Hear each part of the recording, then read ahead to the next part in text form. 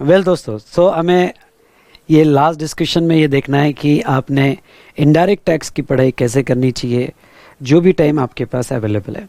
मैं एज्यूम करता हूँ, चलो आगे आने वाली डेट जो 15 जुलाई से लेके तो आपका 31 अक्टूबर तक का शेड्यूल कैसे होना चाहिए, अगर हम ये एज्यूम करें कि आपकी एग्ज़ाम जो है नवंबर में होगी और पोस्टपोन नहीं होगी। वैसे तो आपने यही एज्यूम करके चलना चाहिए कि आपकी एग्ज़ाम पोस्टपोन नहीं होगी और अकॉर्डिंगली आपने प्लान करना चाहिए। ठीक है, वैसे तो इंस्टीट्यूट पूरी ताकत लगा देगी कि नवंबर के बाद वो एग्ज़ाम पोस्टपोन ना करे, नवंबर में ही कंडक्ट करे, क्योंकि बेटा ऑलरेडी एक एग्ज़ाम कैंसिल हो चुकी है। तो कोशिश तो पूरी रहेगी कि एग्ज़ाम नवंबर में हो, लेकिन अगर सिचुएशन बहुत ज़्यादा वर्स्ट हुई, हमारे कंट्रोल के बाहर हुई, तो वो सिचुएशन में थोड़ा बहुत पोस्टपोन एक आधे महीने के लिए हो सकता है, डिपेंड ऑन कि तब एग्जिस्टिंग सिचुएशन क्या रहेगी। चलो दोस्तों, जहाँ तक देखा जाए अभी तो हम ये कंसीडर करके चलेंगे कि आपकी एग्ज़ाम जो है वो 31 अक्टूबर तक की है और ये 31 अक्टूबर तक की एग्ज़ाम तक के आपको आपका स्टडी प्लान कैसे होना चाहिए, हम इसको दो इसमें डिवाइड करेंगे। पहले तो मैं आपको आईडीटी, इनडायरेक्ट टैक्सेस से रिलेटेड आपने कैसे पढ़ाई करना चाहिए वो बताऊंगा। आपका नेक्स्ट प्लान क्या होना चाहिए इसके बारे में हम बात करेंगे, और उसके बाद में आपका ओवरऑल प्लान कैसा होना चाहिए अगर आप दोनों ग्रुप के लिए अपीयर्ड हो रहे हैं। मैं तो आपको यही कहूँगा कि जिसका पहला अटेम्प्ट नवंबर होगा उनको भी यही मैं कहना चाहूँगा कि दोनों ग्रुप के लिए अपीयर्ड हो जाओ बेटा, पढ़ाई हो सकती है। ठीक है, तो यहाँ यस जितना भी टाइम है हम पढ़ाई कर सकते हैं, तो उसके बारे में हम आगे डिस्कशन तो करेंगे। नाउ अब बेटा यहाँ पे ये जो पढ़ाई करते वक्त यहाँ स्पेशली सबसे पहले हम बात करेंगे इनडायरेक्ट टैक्सेस से रिलेटेड। तो आपका जो इंडेक्स दिया है और मैंने चैप्टर्स दिए हैं, तो बेटा मॉड्यूल 2 और मॉड्यूल 2 और 3 का और ये जो चैप्टर इंडेक्स है वो ओपन करके रखना। अगर आपको फिजिकल नोट्स नहीं मिली होगी तो फिर यहाँ पे ये वीडियो YouTube पे डाला हुआ है, जब भी फिजिकल नोट्स मिल जाएगी तब ये आपने चैप्टर इंडेक्स देख लेना और ये डिस्कशन देख लेना, डेफिनेटली आपको हेल्प करेगा।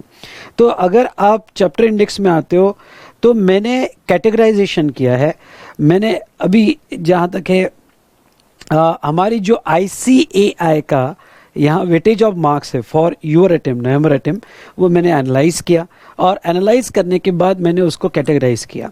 अब मैंने इसमें 4 कैटेगरीज की है, category 1, category 2, category 3 and category 4।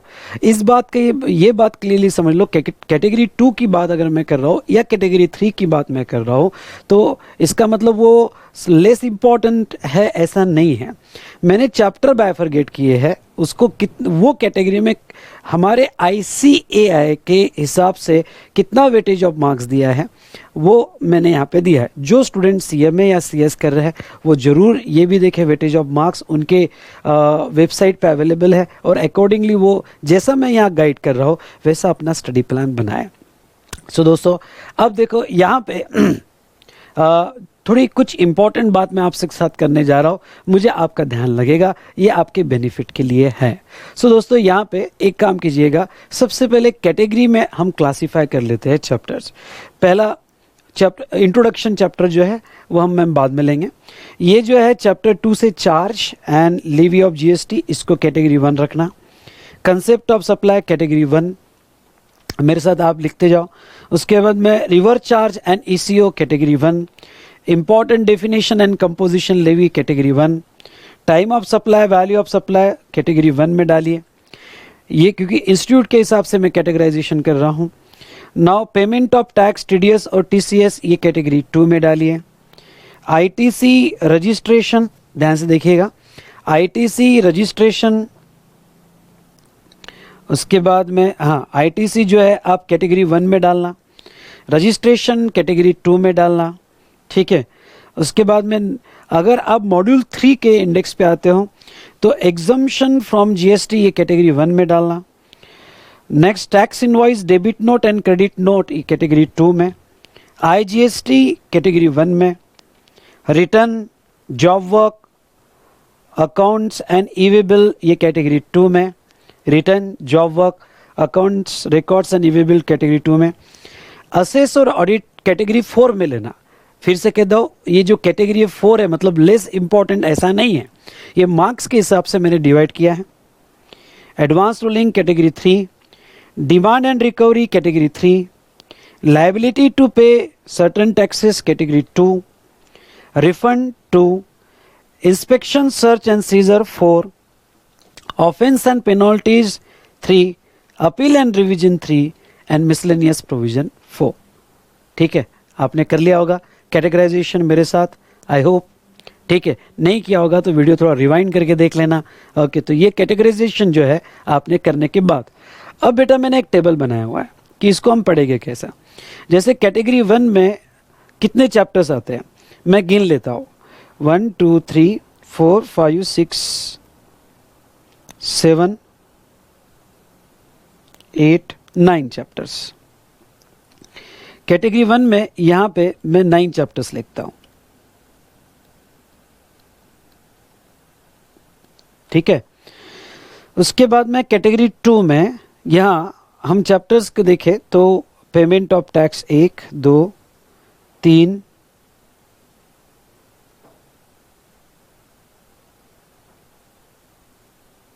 4 5 6 7 8 8 chapters आते हैं। ठीक है, ये आपको सेकंड इंडेक्स आपको मॉड्यूल 3 में मिलेगा। कैटेगरी 3 में, मॉड्यूल 3 में अगर आप देखोगे तो कैटेगरी 3 में 1 2 3 4 चैप्टर्स आते हैं। ठीक है, और कैटेगरी 4 में अगर हम देखें तो 1 2 3 और इंट्रोडक्शन, जो हमारा स्टार्टिंग का इंट्रोडक्शन मॉड्यूल है वो कैटेगरी, तो 3 चैप्टर्स प्लस इंट्रोडक्शन मॉड्यूल।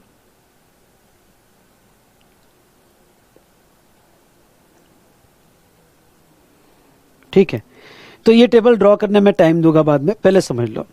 तो मैंने क्या किया, पहले मैंने कैटेगरीज जो है वो लिखी। अब कम ज़्यादा 1-2 चैप्टर इधर उधर हो गए, आपने देख लेना। ये जस्ट मेरा ऑब्जेक्ट समझ लो, मेरा पर्पस क्या है यहाँ पे, आपका एक स्टडी प्लान बना के देना आईडीटी का और पूरे यहाँ पे सिलेबस का। तो बेटा यहाँ अगर हम देखें, ध्यान से देखिएगा, तो मैं यहाँ अगर कैटेगराइजेशन करूँ तो मैंने कैटेगरी 1 2 3 और 4 में कैटेगराइजेशन किया गया है। ठीक है, अब यहाँ हमारे इंस्टीट्यूट के वेटेज के हिसाब से जो 9 चैप्टर्स मैंने कैटेगरी 1 में लिए, इसके पे वो कहते हैं कि आपको 45% to 65% के क्वेश्चंस पूछे जा सकते हैं। अब हमारा जीएसटी का वेटेज है 75 मार्क्स, जिसमें 75 में से 70% आपके नॉर्मल क्वेश्चंस हो गए और 30% जो है एमसीक्यू क्वेश्चंस हो गए। तो अगर मैं इंस्टीट्यूट का वेटेज ऑफ मार्क्स देखूं तो इसके ऊपर, क्योंकि जो भी पेपर आपके सेट हो गए तो डेफिनेटली जो पेपर सेटर है वो ये देखेगा, तो 45 to 65 मार्क्स जो है उन्होंने जो रखे हैं आपके 9 चैप्टर्स पे रखे हैं। अगर मैं इसको देखूं तो अगर डिवाइड करूं 70 to 30 में, तो नॉर्मल क्वेश्चन इंक्लूडिंग प्रैक्टिकल मतलब कैलकुलेशंस का सब मिला के या ग्रॉस कैलकुलेशन का मिला के नॉर्मली, जस्ट अ मिनट बेटा,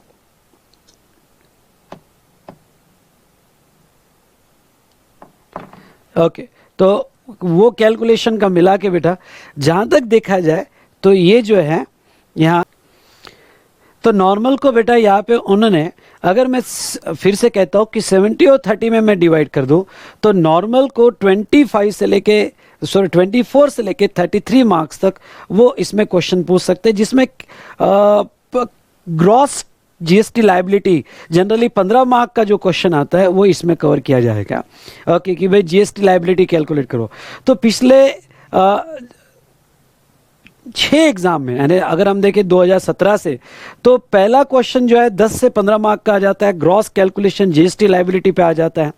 तो बेटा मैं ये कहूँगा कि, और उसमें सबकी एडजस्टमेंट होगी, प्लेस ऑफ सप्लाई की भी होगी, उसके बाद में सप्लाई का भी एडजस्टमेंट होगा, उसके बाद में यहाँ पे जहाँ तक देखा जाए time of supply, value of supply, ऐसा एक कैलकुलेशन प्रॉब्लम होता है और बाकी छोटे छोटे क्वेश्चंस पूछे जाते हैं और एमसीक्यू क्वेश्चन 10 से 15 मार्क तक इसके ऊपर पूछे जा सकते हैं। तो मैं ये कहूँगा, ये जैसा ये कैटेगरी 1 9 चैप्टर्स हुए, कैटेगरी 2 8 चैप्टर्स जो है जिसपे हमारे इंस्टीट्यूट ने 10 से 30% का वेटेज दिया गया है।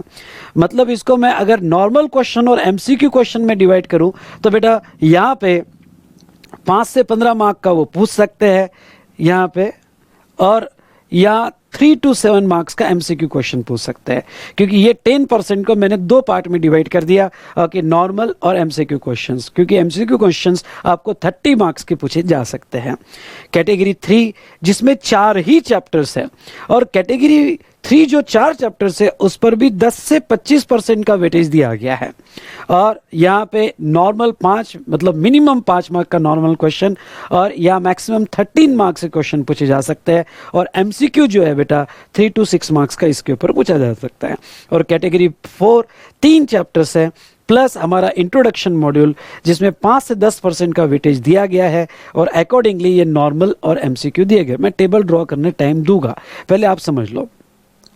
अब बेटा यहाँ पे मैं ये कहना चाहता हूँ कि ये जो मार्क्स अलोकेशन है, तो अब आपकी प्रायोरिटी क्या होगी, आपने पढ़ाई कैसे करना चाहिए।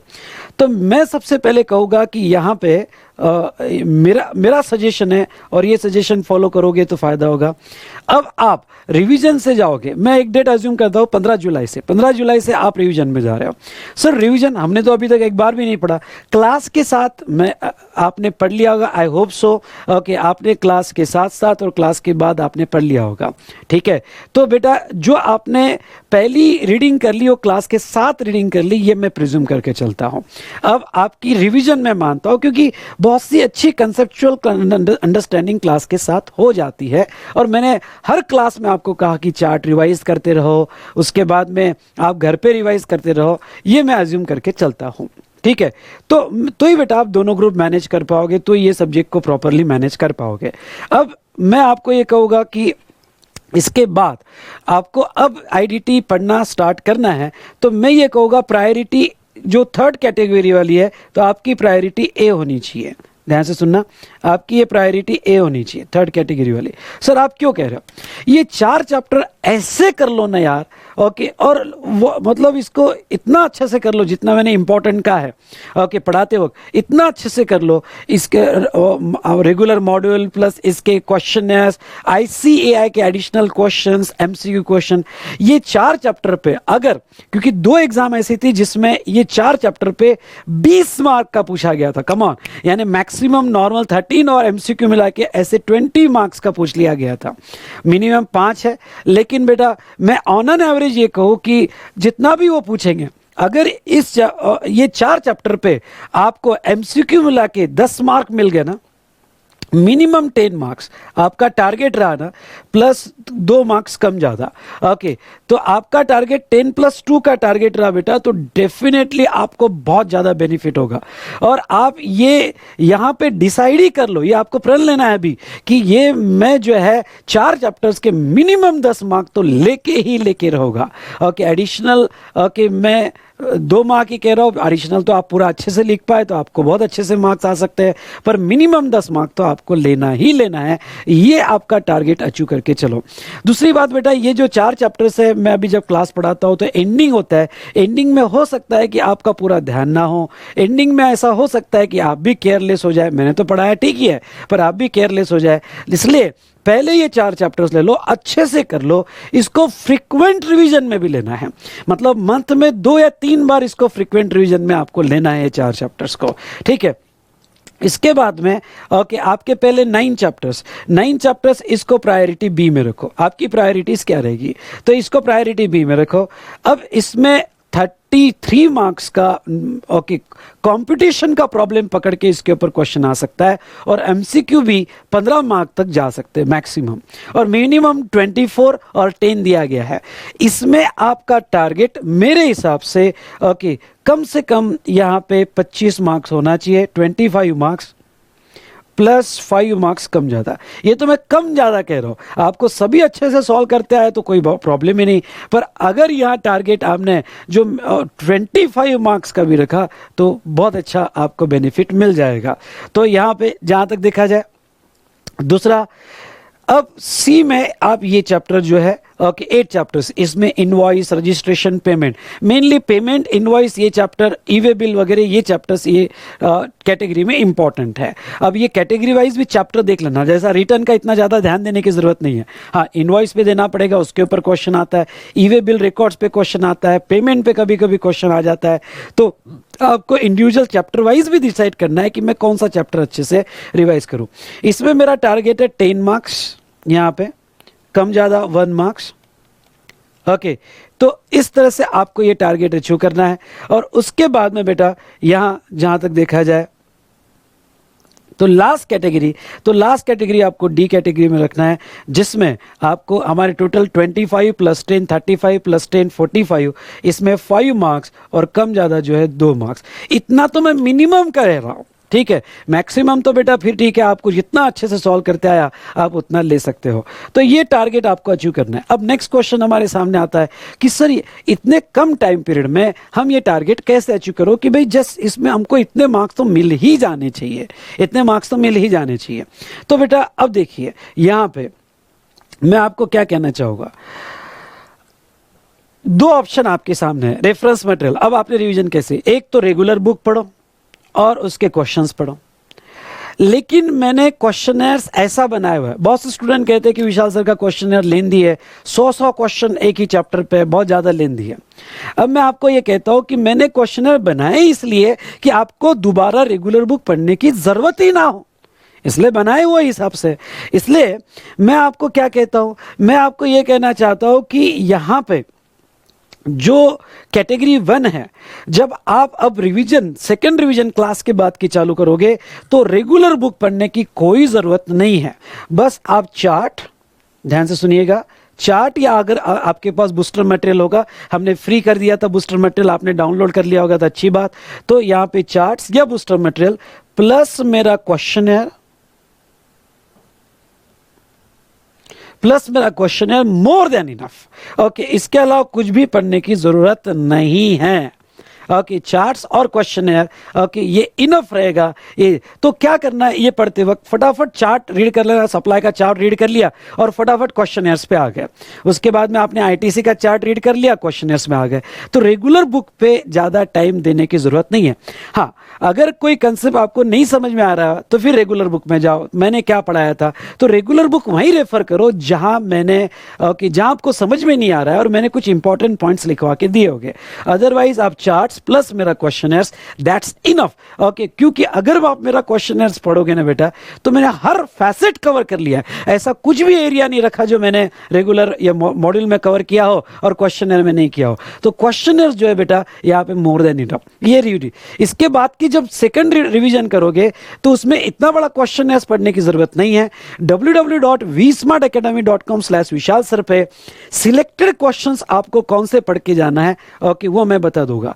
या फिर ICAI के एडिशनल प्रैक्टिस क्वेश्चंस जो है वो भी आप पढ़ के गए, वो भी सिलेक्टेड ही कहूँगा मैं, तो वो भी पढ़ के गए तो दैट्स इनफ। लेकिन पहली बार आप मॉड्यूल मत पढ़ो, चार्ट्स और क्वेश्चनर बहुत डिटेल में पढ़ लो, ये मेरी हम्बल रिक्वेस्ट है। ठीक है, आई कि कुछ बात समझ में आपके, यस और नो? ये हुआ। प्लस आपकी आरटीपी, रिसेंट आरटीपी जो रहेगी और मॉक टेस्ट पेपर, इतना रेफरेंस मटेरियल आपका हो जाना चाहिए। यानी आरटीपी और मॉक टेस्ट पेपर जो रिसेंट, मैंने मई तक का तो कवर, सॉरी हाँ, मैंने यहाँ पे अपने क्वेश्चनर्स में मई तक का तो कवर कर लिया है, पर आपके नवंबर के लिए जो भी आरटीपी वगैरह आएगी तो वो देख लेना, ओके, और वो भी आपके इसमें रखना। उसके बाद में बेटा जहाँ तक देखा जाए, ये जो कैटेगरी 2 वाले 8 चैप्टर्स है, ये कैटेगरी 2 वाले 8 चैप्टर्स भी मैं आपको कहूँगा charts plus module where ever required. हाँ, कुछ चैप्टर के लिए हो सकता है मॉड्यूल की जरूरत पड़े, where required, okay, module where ever required plus मेरा questionnaires plus RTP plus MT mock test paper, इतना रेफरेंस मटेरियल आपको लेना है। हाँ, जो तीसरा वाला पार्ट है जिसमें 4 चैप्टर्स आते हैं, कौन से?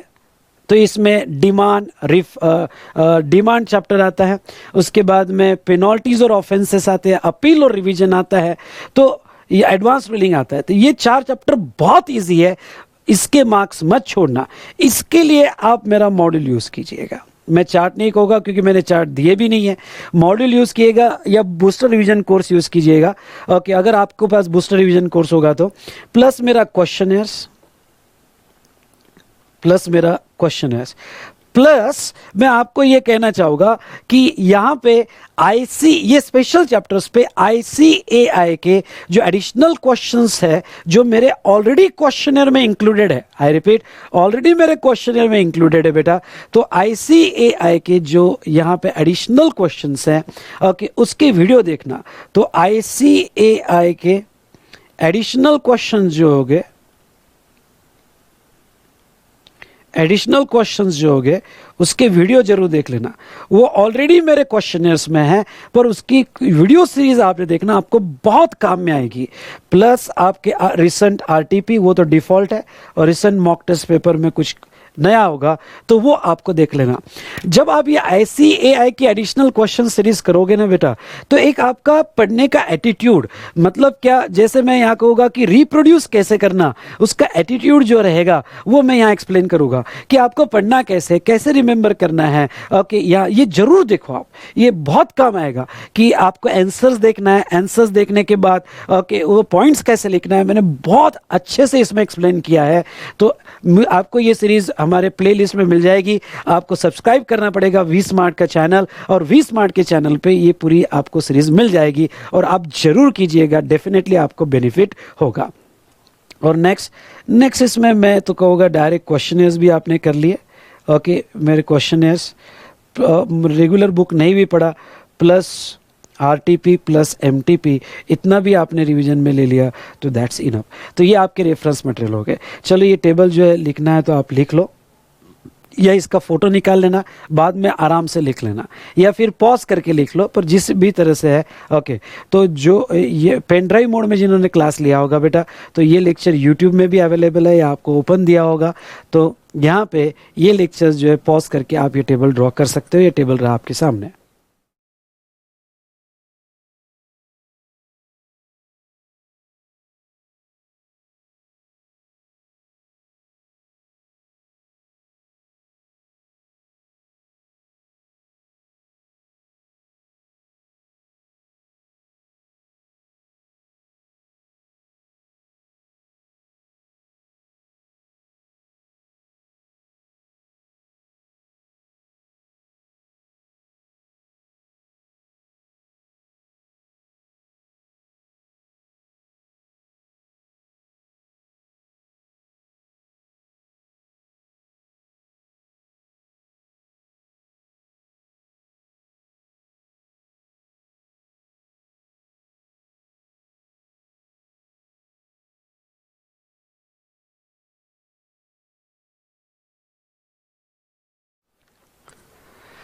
ठीक है, तो ये आपका GST का स्टडी प्लान रहेगा, जो मैंने मार्क्स के हिसाब से लिया है, प्रायोरिटीज़ भी दी है, आपके टारगेट्स भी लिए हैं। और दोस्तों, जहाँ तक है, अब रिवीजन करते वक्त, मतलब क्लास के साथ जो रेगुलर मटेरियल यूज़ कर लिया वो कर लिया, अब आप क्लास के बाद जब रिवीजन चालू करोगे तो रिवीजन करते वक्त आपको किस तरह से इसको कवर करना है। ठीक है, नेक्स्ट बेटा मैं लूँगा कस्टम्स का। जैसे मेरा टारगेट है कि GST में 75 मार्क्स में से अगर मैं मिनिमम भी पकड़ लूँ तो 25 + 10, 35 + 10, 45 + 5, 50, ये मिनिमम पकड़ रहा हो कि 75 में से आपको ये 50 मार्क्स तो मिल जाने चाहिए। अब आएंगे हम कस्टम्स में। ओके, कस्टम का मॉड्यूल ओपन करो बेटा। पहले मैं बता दूं कस्टम्स में हम कैटेगराइजेशन कैसे करेंगे। तो कस्टम का मॉड्यूल आपके सामने होगा, तो पहले कैटेगरी डिसाइड कर लेते हैं, और वही टेबल जैसे मैंने आपको GST के लिए बताया, ऐसे ही टेबल हम कस्टम्स के लिए भी देखेंगे। तो चलिए, यहाँ ये जो है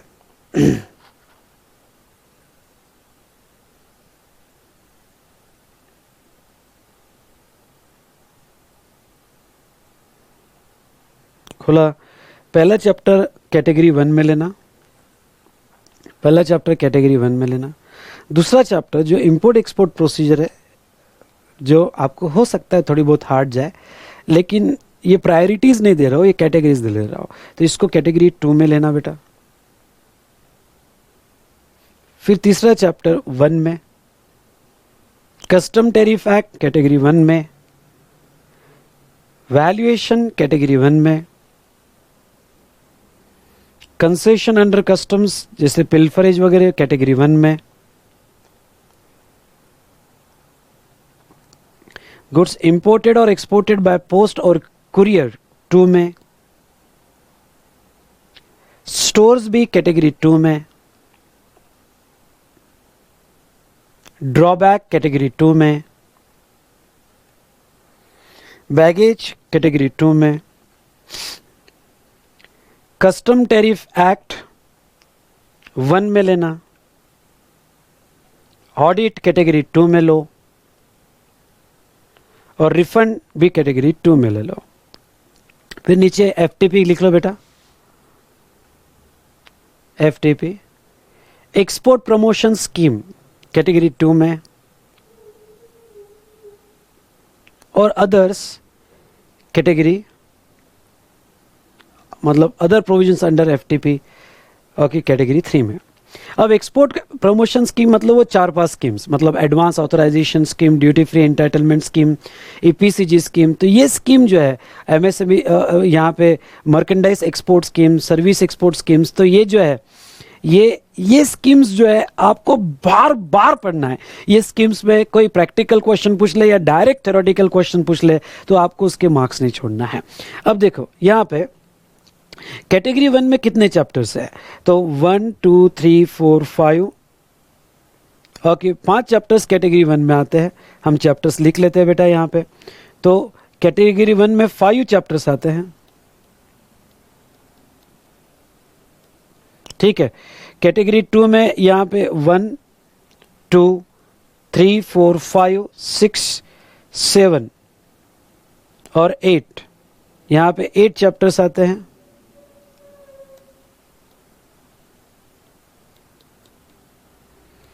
और कैटेगरी 3 में तो बस वो एफटीपी का ही पोर्शन आता है, एफटीपी,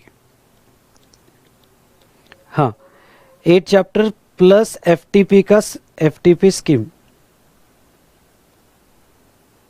ठीक है। और कैटेगरी 3 में एफटीपी के रिमेनिंग टॉपिक। तो अब हमारे आईसीएआई के हिसाब से ये जो कैटेगरी 1 वाले चैप्टर्स है उसको 25 मार्क्स में से पूरे जीएसटी में, सॉरी कस्टम्स और एफटीपी को 25% का वेटेज है, मतलब 25 मार्क्स दिए हैं। इसमें से 40 to 65% जो कैटेगरी 1 के 5 चैप्टर्स है उसके ऊपर क्वेश्चन पूछा जाएगा, ठीक है।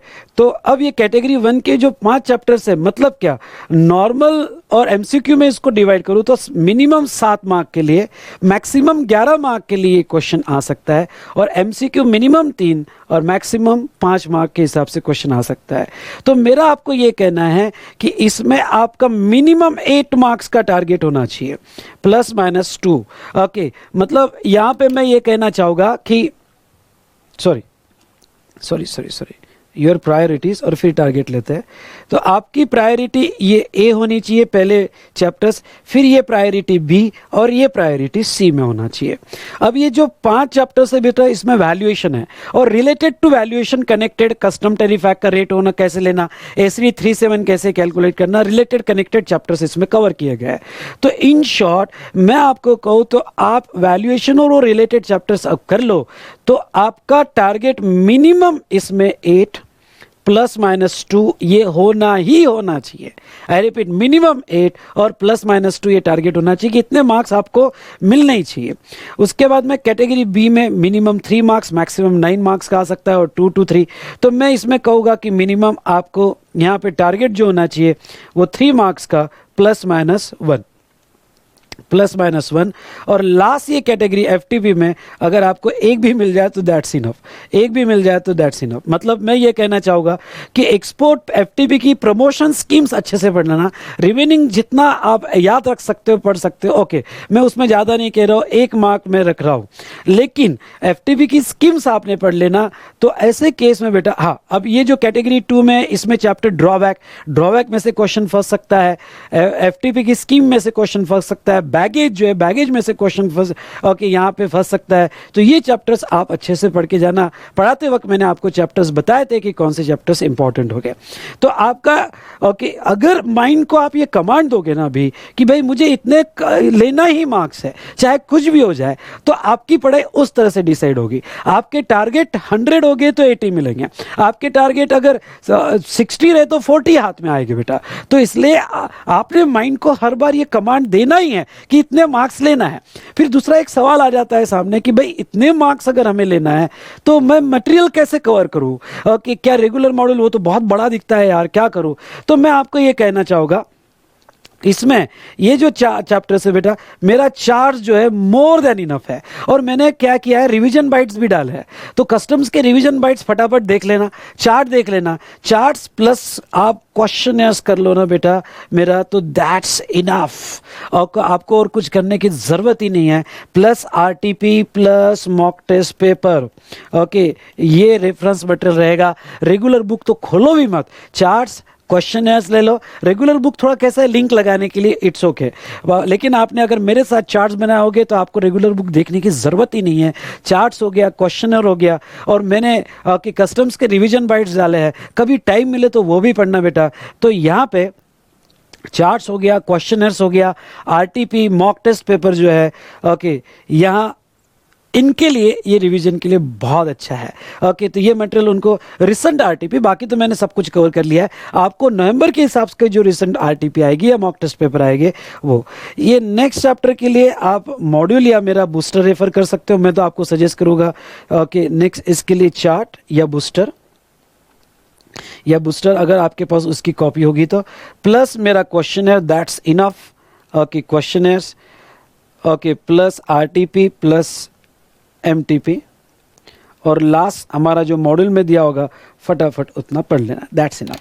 तो यहाँ पे मॉड्यूल रेफर करने की जहाँ ज़रूरत पड़े वहीं करो, फिर से दोबारा मॉड्यूल रेफर करने की ज़रूरत नहीं है।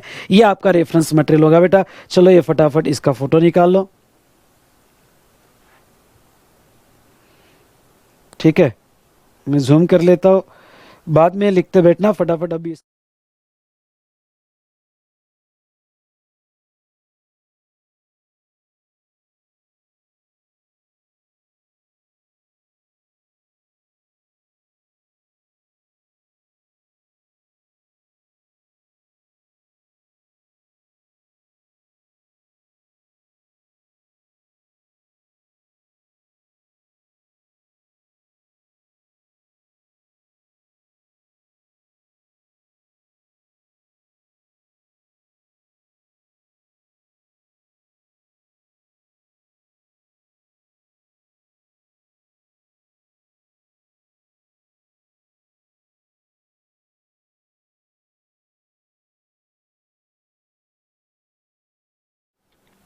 चलो तो इस तरह से आपका कस्टम्स का प्लानिंग रहेगा। इसमें से वैल्यूएशन के प्रॉब्लम, ड्रॉबैक के प्रॉब्लम और बैगेज के प्रॉब्लम लिखना है तो लिख लेना।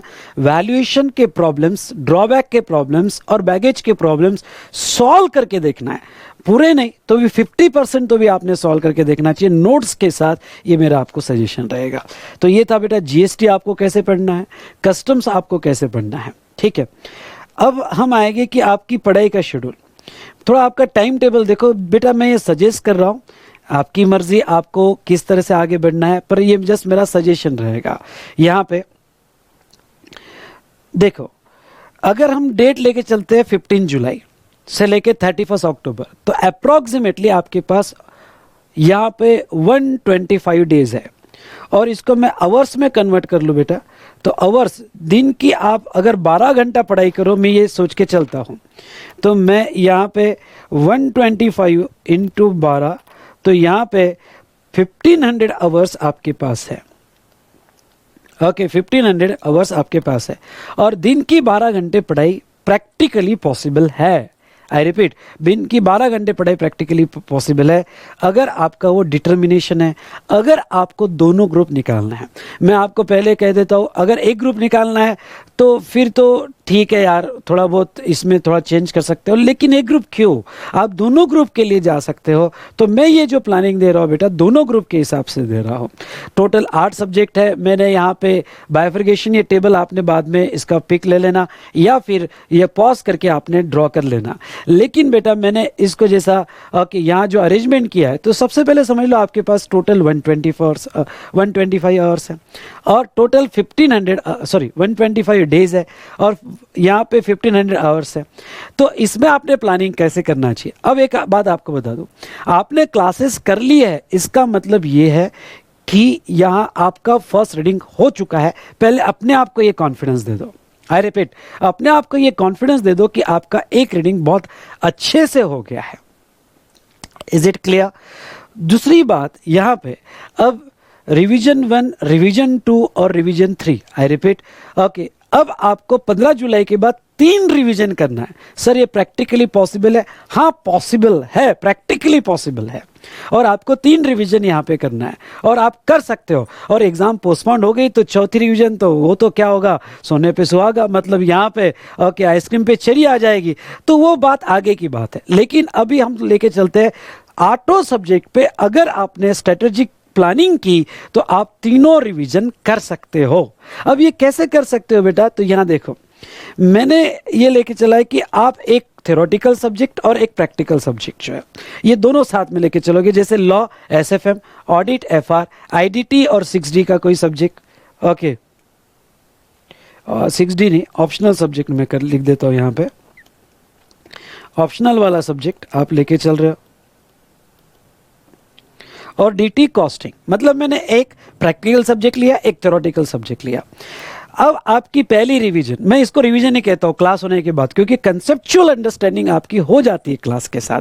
तो अब मैं ये कहूंगा कि पहला आप टारगेट दो 15 डेज सभी के लिए। हाँ 15 डेज सभी के लिए। तो आपके, अगर आपने यानी ये टोटल 15 डेज अगर आपने दिए तो आपके 60 डेज हो जाते हैं। 60 डेज हो जाते हैं, मतलब आपका टारगेट क्या हो जाएगा, लगभग 15 सितंबर तक आपका पहला रीडिंग ओके हो जाना चाहिए। ये आपकी कट ऑफ डेट रहेगी, 15 सितंबर तक आपकी रीडिंग हो जानी चाहिए। उसके बाद में बेटा आवर्स, लेकिन मैं ये कहना चाहूँगा कि इसको आवर्स में भी देख लो। ओके जैसे अप्रोक्सीमेटली 15 × 12, तो मैं यहाँ कहूँगा 180 आवर्स। तो ये जो है मैंने बफर टाइम भी रखा है, क्योंकि आप 15 सितंबर रख रहा हूँ मैं, ओके इसका मतलब क्योंकि अगस्त तो 31 का है, जुलाई 31 का है, ओके तो 2-3 दिन बफर डेज भी रखा हो अगर कोई प्रैक्टिकल प्रॉब्लम आपको आ जाए तो ऐसे सिचुएशन में बेटा मैं कहना चाहूँगा 180 आवर्स आपको सभी केस में मिल जाएंगे, सभी केस में 180 आवर्स मिल जाएंगे। और आपको इतने पीरियड में अपना पूरा सब्जेक्ट फटाफट कंप्लीट करना है। सोर्स मटेरियल क्या लेना है, मैं तो आपको यही सजेस्ट करूंगा कि सोर्स मटेरियल यहाँ पे हो सके जो थ्योरेटिकल सब्जेक्ट है उसके चार्ट, समरी बुक, क्योंकि एक बार आप पढ़ चुके हो, और जितना ज़्यादा क्वेश्चन आंसर पे आप दिमाग डालोगे, आंसर्स कैसे लिखे जाते हैं, उसको कैसे आइडेंटिफाई करना है, तो आपका जो एटीट्यूड होगा रिप्रोड्यूस करने का, लिखने का, वो बहुत काम में आएगा। ये मंत्र बहुत काम का है बेटा। तो ऐसे सिचुएशन में यहाँ पे आपको ये डिसाइड करना है कि 180 आवर्स में हमें खत्म करना है। लेकिन मैं क्या कहूँगा बेटा आपको कि अगर कैसा होता है कि अगर आप भाई 15 दिन दिए, आज पूरे दिन भर में हो सकता है कि एसएफएम का एक ही चैप्टर हुआ, ऐसा मत करो। ओके ये एक ही चैप्टर हुआ, हाँ अभी भी 14 दिन बाकी है, फिर कल का प्लान है, और कल के प्लान में फिर आप क्या करते हो, उतनी नींद कम कर लेना, या फिर कल के प्लान तो आपके इतने टाइट होते हैं ना कि सुबह 7 बजे से लेकर रात को 11 बजे तक पढ़ते रहोगा। ओके 15-16 घंटा प्रैक्टिकली इंपॉसिबल है, 12 घंटा आप पढ़ सकते हो इफेक्टिव आवर्स, मैं कह रहा हूँ इफेक्टिव आवर्स। तो ऐसे सिचुएशन में बेटा मैं आपको क्या कहना चाहूँगा कि आप ऐसा मत करो, आज पूरा एक ही चैप्टर कर लिया एसएफएम का, फिर मूड नहीं लगा, क्योंकि मूड भी बड़ा इंपॉर्टेंट होता है, आपका इंटरेस्ट और फोकस भी बड़ा इंपॉर्टेंट होता है। तो आपको ये मैनेज करना पड़ेगा प्रैक्टिकल और थ्योरेटिकल। अब मैं आपको ये कहूँगा कि अब जैसा 15 दिन का आपने प्लान बना लिया, 15 दिन के प्लान में यहाँ पे लॉ और एसएफएम आप कर रहे हो। ओके 15 सितंबर तक आपकी एक रीडिंग खत्म हो जानी चाहिए और लॉ और एसएफएम आप कर रहे हो। तो बेटा इसमें टोटल लॉ में और एसएफएम में जितने चैप्टर्स है, जितने भी होंगे, मैं ये कॉलम खाली रख रहा हूं जो आप कंप्लीट करोगे, ये चैप्टर्स गिन लो। जैसे लॉ के समझ लो 25 चैप्टर्स है, एसएफएम के 20 चैप्टर्स है, एग्जाम्पल के तौर पे टोटल 45 चैप्टर्स हुए। चैप्टर लिख लो और अब प्लान करो chapter wise. Chapter wise planning बड़ी इंपॉर्टेंट है। तो ये चैप्टर वाइज प्लानिंग जो है, तो आपका डे का प्लान हो गया, आवर्स हो गए, चैप्टर्स। फिर ये चैप्टर्स देखो, मैं बहुत डीप में जा रहा हूं और बहुत काम आएगा। ये चैप्टर्स में से कौन से चैप्टर आपके जल्दी हो सकते हैं, कौन से चैप्टर्स को टाइम लगेगा, उसके हिसाब से आवर्स अलोकेशन भी करो। ये आवर्स अलोकेशन बहुत इंपॉर्टेंट है। जैसे आईडीटी के आपका सप्लाई चैप्टर्स को अगर चार्ट ले लिया सामने, तो आपके सप्लाई चैप्टर्स को मुश्किल से आपको 1 घंटा लगेगा। सप्लाई चैप्टर को क्वेश्चनर्स पढ़ लो तो 2 घंटा लगेगा। तो इन सिंपल वर्ड, ये चैप्टर को 2 घंटा लगेगा, ये चैप्टर को 3 घंटा लगेगा। ओके, रिवर चार्ज को अगर क्वेश्चनर्स के साथ पढ़ लिए तो 2.5 घंटा लगेगा। ऐसे उसको जितने चैप्टर्स है उसको आवर्स में अलोकेट कर दो। सो दैट क्या रहेगा, ओके, यहाँ पे बेटा कि आपका कंटिन्यूस फोकस रहेगा। नहीं, ये चैप्टर इतने आवर्स में होना चाहिए, ये चैप्टर से इतने आवर्स में होना चाहिए। तो आपके दिमाग में कंटिन्यूस कमांड होती रहेगी, अनसर्टेनिटीज नहीं होती है। बहुत से स्टूडेंट में क्या होता है बेटा, हाँ 15 दिन है ना, आज एक ही हुआ ना, अब 14 दिन में मैं इतने चैप्टर कर लूंगा। फिर दूसरे दिन एक ही चैप्टर होता है, पूरा दिन वेस्ट, अभी 13 दिन बाकी है, 13 दिन में मैं, तो फिर गड़बड़ हो जाएगी। जितना आप ड्रिल करोगे, इन डेप्थ जाओगे, आपको बहुत अच्छे से समझ में आएगा कि आपने करना क्या चाहिए। तो मैं आपको ये प्लान देता हूं कि चैप्टर्स में डिवाइड करो। ये ब्लैंक रख रहा हूं आपके लिए। ओके, तो ये first revision chapters, total law और एसएफएम के कितने चैप्टर्स है, ऑडिट और एफआर के कितने चैप्टर्स हैं, कौन से चैप्टर्स को मुझे ज्यादा टाइम लगेगा, कौन से चैप्टर्स पे मुझे ध्यान देना पड़ेगा, कौन से चैप्टर के लिए कौन सा मटेरियल यूज करना चाहिए। तो ये आपने थोड़ा डीप में बना लेना। बेटा मैंने ऐसे ही पढ़ाई की थी और मैंने अच्छे स्कोर किए कि डीटी आईडीटी लॉ में। थ्योरेटिकल प्रैक्टिकल सब्जेक्ट में ठीक थे, 50-60 के बीच में थे, लेकिन मुझे डीटी आईडीटी और लॉ में अबव 70 मार्क्स थे। तो मैं आपको यही सजेस्ट करूंगा बेटा कि ये चैप्टर में डिवाइड कर लेना और चैप्टर वाइज उसको आवर्स में देख लेना कि भाई ये होता, हाँ कहीं कम ज़्यादा हो सकता है तो उतना मैनेज कर लेना। लेकिन अब जब आप चैप्टर वाइज डिवाइड करोगे ना, तो आपको समझेगा कि मैं चार्ट या रिवीजन से इसको कवर कर लेता हूँ, इसके क्वेश्चनर्स देख लेता हूँ, इसका ये देख लेता हूँ। तो इन सिंपल वर्ड, यहाँ पे आपने रिवीजन 1 कंप्लीट करना है, जिसका टारगेट आपका 15 सितंबर होना चाहिए। रिवीजन 2 मेरे हिसाब से आपका 6 डेज का प्लान होना चाहिए। ओके, यहाँ पे दोनों सब्जेक्ट फिर फटाफट रिवीजन 2 जो है आपने 6 डेज के प्लान में हो सकता है, तो आप कर लो। हाँ, डेली अगर आप रिवीजन 1 करते वक्त 1-1.5 घंटा जो पुराना पढ़ा, उसका भी कोई मेन चैप्टर्स आप रिवीजन के लिए ले सकते हो। जैसे आपने पहले लॉ और एसएफएम किया, जब ऑडिट एफआर चालू किया तो ऑडिट एफआर के टाइम लॉ और एसएफएम के कोई जो मेन चैप्टर्स है, ओके, वो मेन चैप्टर्स रिवीजन में रखे तो आपको हेल्पफुल रहेगा। मतलब आप सब्जेक्ट के टच में रहोगे। जैसे आईडीटी में आप मेरे चार्ट से जाओ, डीटी में आपके पास चार्ट होगा तो फटाफट चार्ट एक बार और लुक कर लेना, तो आपको डेफिनेटली हेल्प करेगा। तो ये भी बेटा यहाँ पे मैं ये कहूँगा 6 × 12 यानी आपका प्लानिंग 72 आवर्स के हिसाब से आपका प्लानिंग हो जाना चाहिए। ओके, तो 72 आवर्स और इसमें भी आप अगर चैप्टर वाइज डिवाइड कर लो कि कौन से चैप्टर्स हमें फटाफट कर लेना है। चैप्टर के साथ साथ मॉक टेस्ट पेपर आरटीपी अगर ये कर पाओ तो जो बहुत ज़्यादा अच्छा। मतलब अब चैप्टर्स के साथ साथ मेन फोकस होना चाहिए आरटीपी मॉक टेस्ट पेपर, तो बहुत अच्छी बात है। और रिवीजन 3 जो आपका 4 डेज में होना चाहिए, तो मैं 4 डेज कह रहा हूँ बेटा, तो अगर ये 4 डेज में हो सका तो ये बहुत अच्छा होगा। तो 4 × 12 तो आपका प्लान जो है 48 आवर्स का, और क्या आपके 2-2 सब्जेक्ट के प्लान्स बने तो आपको डेफिनेटली हेल्प होगा। ये बेटा मेरा सजेशन है कि आप इस तरह से कंप्लीट करो। थोड़ा बहुत इसको आप चेंज कर सकते हो, लेकिन बेटा बस मैं ये टेबल से इतना ही कहना चाहूँगा यहाँ पे 125 डेज और 12 आवर्स इन अ डे, इस तरह से प्लान करोगे तो आपको डेफिनेटली हेल्प होगा। और इतने ड्रिल कर दो टारगेट्स को कि आपको आपका माइंड कहेगा नहीं यार वो करना पड़ेगा, नहीं तो मेरे से होगा नहीं। इसमें मैंने 3-4 दिन आपको यहाँ पे बफर में भी रखे हैं। तो बेटा अब ये टाइम है कि दोनों ग्रुप आप मैनेज कर सकते हो। जरूर होगा आपसे, मैं कहता हूँ ना होगा आपसे बेटा, लेकिन ये डिटर्मिनेशन आपके पास होना चाहिए और आपने अगर ठान लिया तो जरूर होगा। तो जितना आप ड्रिल करोगे, थोड़ा डर भी लगेगा तो लगने दो डर, लेकिन आपके सामने जो है बेटा, अगर ये पूरा सिलेबस कंप्लीट आपका होते गया ना, तो वो कंप्लीशन पे ज़्यादा ध्यान देना। जब आप सिलेबस अगर कंप्लीट करोगे तो डेफिनेटली आप अच्छा स्कोर कर पाओगे। बैलेंस स्टडी होनी चाहिए। मैं आपको एक बात कह दूं, अब जरूरी नहीं है बेटा कि यहाँ पे हर पेपर में अबो 60-70 मार्क्स मिले, लेकिन आप खेलते रहो, बैटिंग करते रहो। ओके, नो कभी कोई पेपर अच्छा आ गया तो आप अच्छा स्कोर कर लोगे। मैं आपको कहता हूँ, जितने भी रैंकर स्टूडेंट्स मैंने देखे हैं, मैंने सभी रैंकर स्टूडेंट में उन्होंने देखा कि भाई कोई पेपर खराब किया, कोई पेपर बहुत अच्छा आ गया, उसमें 70-80 मार्क्स कवर कर लिए, कोई पेपर में 40-45 मार्क्स कवर कर लिए, लेकिन वो उन्होंने 8 पेपर्स दिए हैं। ओके, ये 8 पेपर्स बहुत जरूरी है। तो मैं आपको ये कहूँगा कि लड़ते रहना एंड तक। ओके, बहुत टेंशन भी आता है हमें, मैं और एक लेक्चर दूंगा कि अब जब आपको टेंशन आता है तो आपने कैसे उसका हैंडल करना चाहिए। ओके, अभी तो हमारे पास लिमिटेड टाइम है, लेकिन आप ये 4-5 मिनट टोटली डिवोट कर दो, आपकी फ्यूचर लाइफ ये बना देगा बेटा। ओके, मैं ये कह दूं कि आपका फाइनेंशियल सिक्योरिटी आ जाएगा अगले 50 साल। मैं ये अज्यूम करता हूं कि आप 75 साल जीने वाले हो मिनिमम, मैक्सिमम तो पता नहीं, लेकिन अगले 50 साल आपको फाइनेंशियल स्टेबिलिटी दे देगा, एक रिस्पेक्ट भी देगा ये कोर्स। ये 6 महीने की मेहनत से ये 6 महीना फ्यूचर संभाल लेगा बेटा। यहाँ ओके, मैं बहुत सी बार रीड करते वक्त मैं देखता हूँ गौतम बुद्धा ओके ये कहते हैं कि हर अभी का हर मूवमेंट आपका फ्यूचर बनाता है। तो बेटा आपका अभी का हर मूवमेंट ये आपके फ्यूचर को शेप करेगा। तो मैं आपको इतना ही कहना चाहूँगा बेटा यहाँ पे कि अच्छे से पढ़ो। मेरे तरफ से कंटिन्यूस लेक्चर्स आते रहेंगे, आपको हेल्प करते रहेंगे।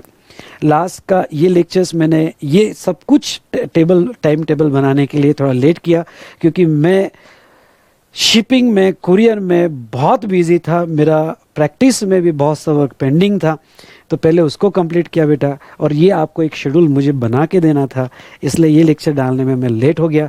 Extremely sorry for that. लेकिन बेटा आई होप ओके आप पूरा शेड्यूल समझोगे। और बेटा सीए बनना है और मुझे ज़रूर कॉल करना है सीए बनने के बाद। वैसे मैं बहुत सारे रिवीजन वीडियोस मैंने डाले हैं, आप ज़रूर वो वीडियोस देखिएगा। मैंने कस्टम्स के रिवीजन बाय चार्ट रिवीजन्स, उसके बाद में मैंने आईसीए का एडिशनल क्वेश्चन सीरीज़ भी मैंने डाली है। हाँ, अमेंडमेंट है, उसका अमेंडमेंट के हिसाब से चेंज हो जाएगा, नो वरी, क्योंकि आपको पास अभी जो आईसीए की एडिशनल क्वेश्चन मिलेगा वो मई के हिसाब से, नवंबर के हिसाब से अमेंडमेंट करके मैं उसका भी वीडियो डाल दूंगा, नो वरी। आपको सेपरेट अमेंडमेंट देखने की ज़रूरत नहीं है, मैंने सभी अमेंडमेंट्स कवर कर ली। उसके बाद में भी इंस्टीट्यूट की नवंबर अटेम्प्ट के लिए जो स्टैट्यूटरी अपडेट्स आएगी उसमें अगर मुझे कुछ लगा कि भाई हाँ ये और अमेंडमेंट्स आपके कवर कर लेना चाहिए अच्छे से, तो मैं वीडियो डाल दूंगा। स्टे ट्यून विथ vsmartacademy.com के यूट्यूब चैनल पे या www.vsmartacademy.com/विशाल सर पे। सो दोस्तों आई होप आपने एंजॉय किया होगा पूरा सब्जेक्ट।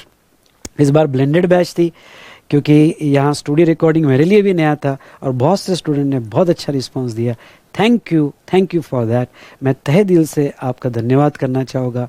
और ये जो है यहाँ आपका कोऑपरेशन मिला, आपका अच्छा फीडबैक मिला, थैंक यू फॉर दैट। और एक्सट्रीमली सॉरी कि मैंने ये लास्ट लेक्चर सिर्फ ये आपको शेड्यूल देने के लिए थोड़ा लेट किया, क्योंकि आप समझ सकते हो कि मेरे पर भी बहुत ज़्यादा टेंशन था। सबसे पहले तो शिपमेंट कुरियर, अभी भी बहुत से स्टूडेंट की शिपमेंट वापस आ रही है, रिटर्न आ रही है, हम कंटिन्यूस उसके ऊपर एफर्ट्स कर रहे हैं। और मेरे जो एग्जिस्टिंग वर्क थे, आज पुणे में फिर से लॉकडाउन लग गया बेटा 20 दिन के लिए, तो सिचुएशन को आप समझ सकते हो। Thank you. मैं लाइव आते रहूँगा, आपसे बातचीत करते रहूँगा। ठीक है दोस्तों, thank you, all the best.